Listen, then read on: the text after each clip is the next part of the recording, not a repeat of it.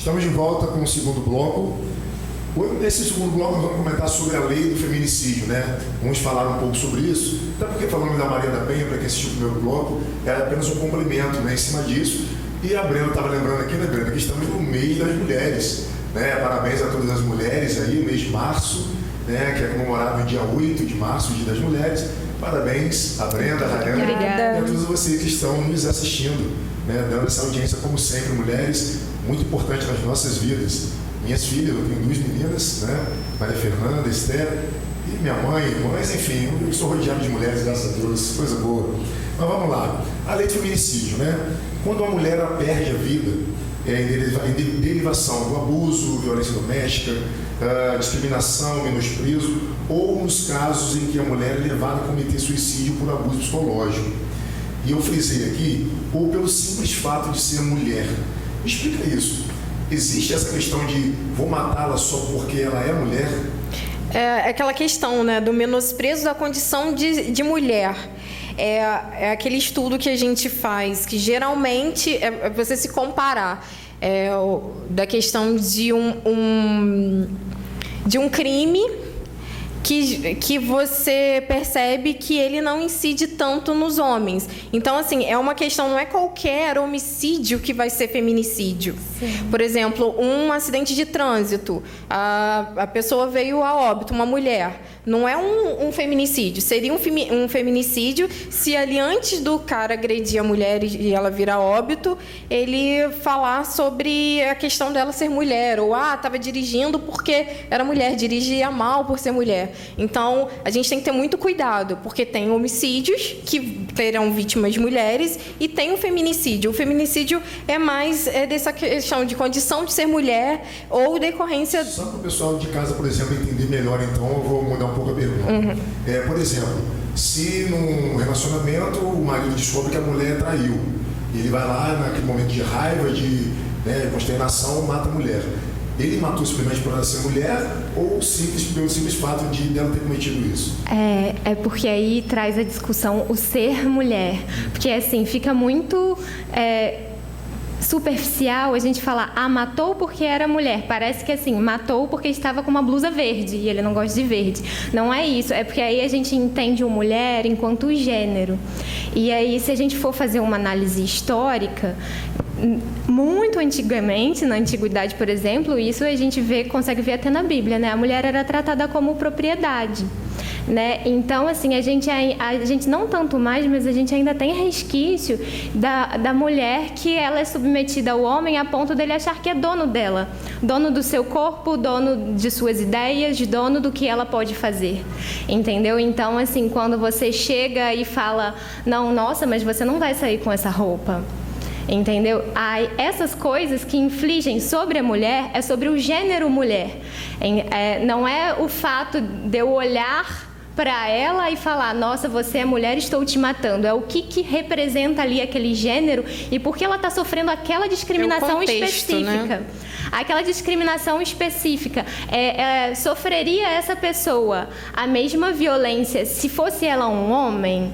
Aí cabe a reflexão. É lógico que vai ser muito pontual, vai ser muito caso a caso. Vão ter casos em que essa qualificadora do feminicídio ela vai restar afastada. Mas aí vai caber da ponderação do juiz, do promotor, de todo mundo que estiver envolvido no caso. Né? Tem que ver todo um contexto social ali, circunstancial também. O discurso só não pode ficar vazio no não se pode matar, quer dizer, não se pode matar ninguém, mas assim, não se pode mais matar mulher sem ganhar uma qualificadora, não é essa a questão. Vai ser analisado se ali teve uma violência de gênero. E é esse o ponto-chave, né? É que a lei do feminicídio, que tanto falam, ela veio só para qualificar o homicídio.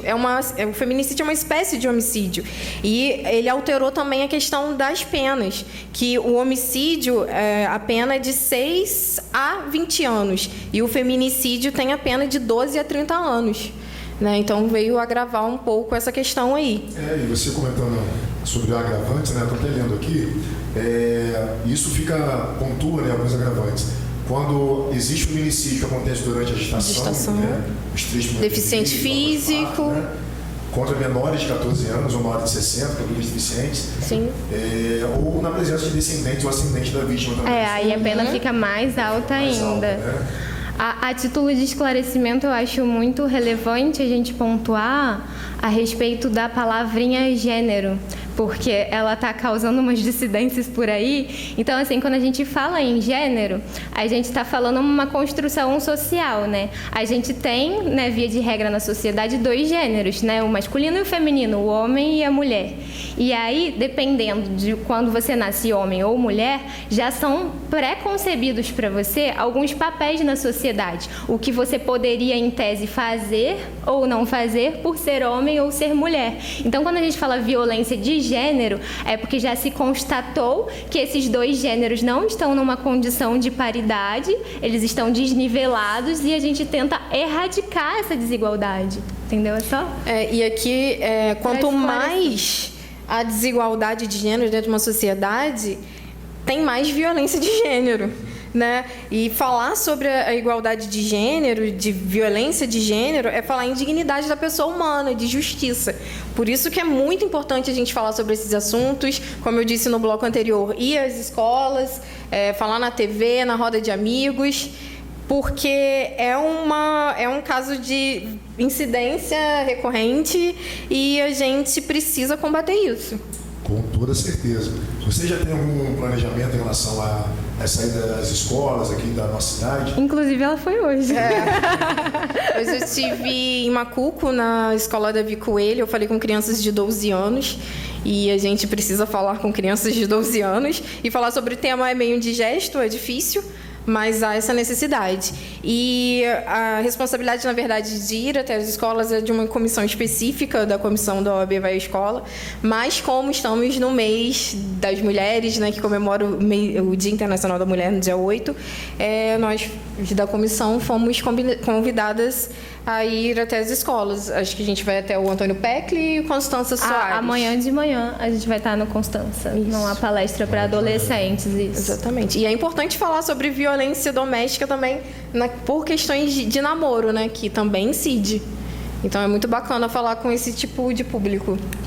E é uma troca, né? Eu não gosto nem do termo palestra, assim, porque parece que é algo enfadonho e repetitivo. E, enfim, eu gosto muito de ir nos espaços e trocar com as pessoas, porque é aí que você consegue perceber, tirar as impressões e realmente enriquece o seu conhecimento, e a troca é fundamental nesse sentido. Vocês têm algum direito específico das mulheres que vocês gostam mais de falar em cima deles, ou que mais fez com que vocês ficassem assim, realmente felizes porque conseguiram esse direito? Com certeza a Lei Maria da Penha, sem sombra de dúvida. Olha, mas tem alguns bem interessantes, né, que a gente até separou aqui. Sim. Inclusive, recentemente teve o caso da...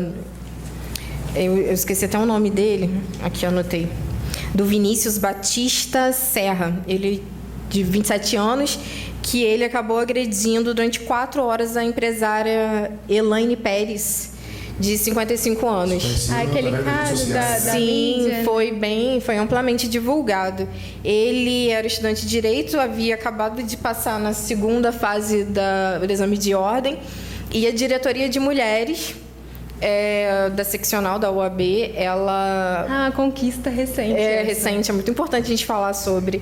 Ela combateu isso e saiu a súmula do Conselho Federal da OAB, determinando que, para a aferição, né, da idoneidade moral, a prática de violência contra a mulher vai tornar inapto o homem que o for candidato agressor. A advogado, vamos dizer porque assim. Você passa no exame da OAB, você tem que cumprir uma série de requisitos, e um deles é ter a reputação ilibada e ter idoneidade. E aí, no caso, essa atuação, né, da Comissão da Mulher a nível nacional fez com que o Conselho Federal da OAB editasse essa súmula, e aí a gente tem mais uma defesa da dignidade da mulher aí, porque dependendo do caso, a agressão que esse homem praticou vai inabilitar ele, não vai poder ser advogado. Não vai poder ser advogado.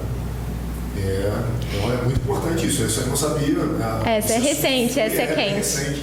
Esse assunto foi muito comentado, né, nas redes sociais também. Então, né, ela foi agredida durante 4 horas e tal. E agora ele realmente não vai poder, né, se tornar advogado, graças a Deus, não somente advogado. E que isso possa ser estendido também a todas as outras profissões, né? Porque é uma questão de ética também profissional. Como é que eu vou ser uma pessoa ética na minha profissão se eu faço dentro de casa você, dentro de casa eu sou uma outra pessoa? E é muito interessante que a gente, quando recebe a carteira, a gente presta um juramento, inclusive em defender a Constituição e os direitos assegurar, humanos, né, a dignidade da pessoa humana, os direitos humanos. Então, é muito importante que, pelo menos nós, como operadores de direito, consigamos, né, dar o exemplo, o primeiro exemplo que seja. Então, para tentar mudar esse cenário. A gente está engateando ainda, porque assim, quando a gente ainda precisa de punição para dar exemplo, é porque a nossa sociedade ainda não está madura o suficiente para entender que nem precisa chegar lá. Mas assim, a gente está caminhando. Você tinha feito a pergunta sobre dos direitos, qual é o que fala mais alto para a gente? Ela chegou a responder, mas eu não respondia, e eu acho que o meu ser político fala mais alto. É o direito ao voto feminino em 1932, porque assim, teve todo o movimento sufragista por trás. Então, assim, os movimentos sociais, eles são muito importantes para a modificação do nosso ordenamento no Brasil. As leis, as coisas só são inovadas no nosso sistema a partir da oxigenação dos movimentos sociais. Então, quando as pessoas chegam aí para a rua reivindicar seus direitos, é isso que, aos poucos, vão fazendo com que a gente conquiste realmente nossos direitos. O divórcio, por exemplo, também teve toda uma movimentação, principalmente do movimento feminista, e a gente só teve a possibilidade de divórcio na década de 70. Antes disso, não podia divorciar. Então, assim, são conquistas muito pontuais que às vezes passam em branco na nossa cabeça, porque a gente já nasceu numa realidade em que elas já existem. Então, a gente não para refletir a base de quanta luta isso foi conquistado. Agora, só uma curiosidade aqui, que até eu realmente fiquei curioso e coloquei aqui na pauta, que a gente já está finalizando o segundo bloco, e até é bom para servir de informação a você, mulher que está em casa, né? Eu não sabia que a mulher tinha esse direito de descer fora do ponto de ônibus após as 10 horas da noite, né? É uma coisa que é incomum aqui na nossa cidade e região. Então, embora nem todos os municípios brasileiros adotem essa lei, né, muitas cidades brasileiras permitem que as mulheres desçam fora do ponto de ônibus no período que vai das 10, né, das 22 horas até as 5 horas da manhã. Eu não sabia disso. Você já... Isso eu tive contato recentemente também, foi quando me falaram que em Friburgo está acontecendo. Em Friburgo está acontecendo, porque em Friburgo ainda tinha aquele problema que tem alguns ônibus que são linha direta e você não pode parar em lugar nenhum, só no ponto final. Aí em Friburgo já foi implementado. E aí fica a deixa, né, pra gente implementar aqui também. No percurso do próprio ônibus. Significa que sim. Não é um táxi. É assim, o fato de não ser o ponto ali não vai impedir com que ela salte ali, considerando todos os percalços que passam as mulheres que estão saindo à noite e toda a violência. Porque isso a gente produz estatística, né? Tem uma publicação anual que, inclusive, eu fui à sede da Defensoria no ano passado, quando teve a publicação do dossiê Mulher 2018. E todo ano eles fazem essa publicação, né, juntam um monte de instituição para fazer pesquisa, as pesquisas com base nas denúncias feitas, nos processos, e a gente faz um mapeamento da violência. Então, a gente consegue ter algo bem concreto a partir de onde está vindo, que horário acontece, e isso fica muito nítido a partir dos estudos. E é por isso que a gente tem essa importância da lei, porque aí a gente, fazendo estatística, tem como a gente desenvolver políticas públicas para combater isso. Com certeza.